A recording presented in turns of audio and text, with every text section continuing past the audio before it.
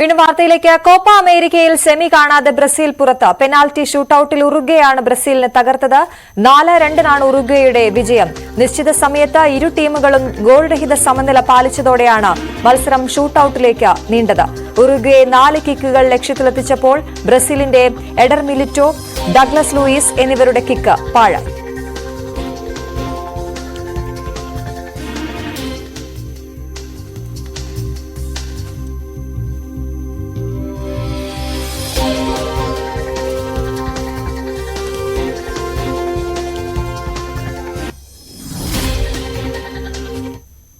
Euro കപ്പിൽ semi ലൈനപ്പായി France സ്പെയിനിനെയും England നെതർലാൻഡ്സിനെയും നേരിടും.